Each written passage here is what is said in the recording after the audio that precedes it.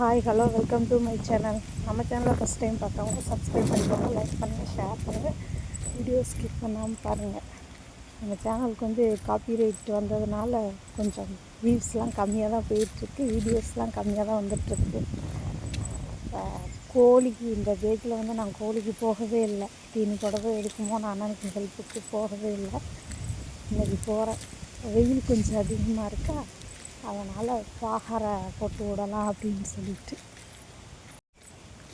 வந்தாச்சு பண்ணைக்கு.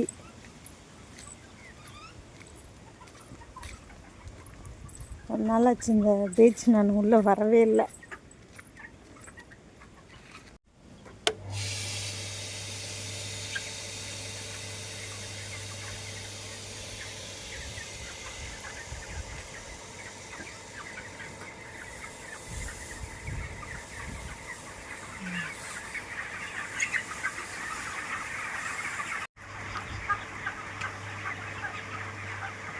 கோழிக்கு மழை, ரெடிமேட் மழை.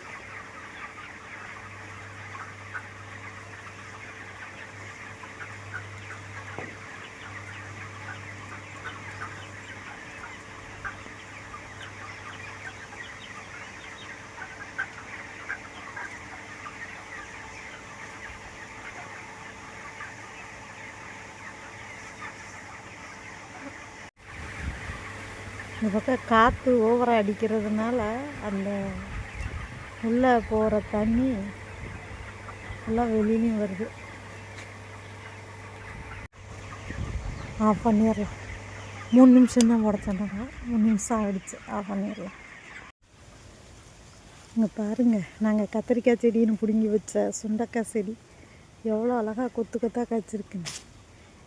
இதில் நேற்று ஒரு கைப்பிடி அளவு பறித்து நேற்று சுண்டக்காய் வத்தல் குழம்பு வச்சாச்சு.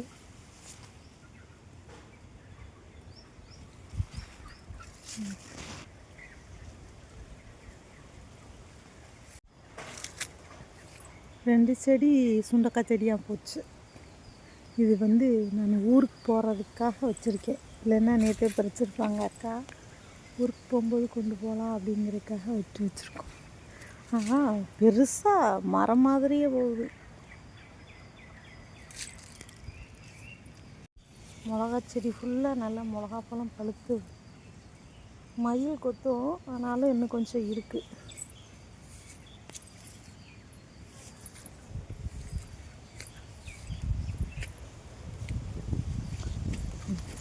வெண்டைக்காய் முத்திடுச்சு. அந்த பக்கம் விதைக்காக விட்டு வச்ச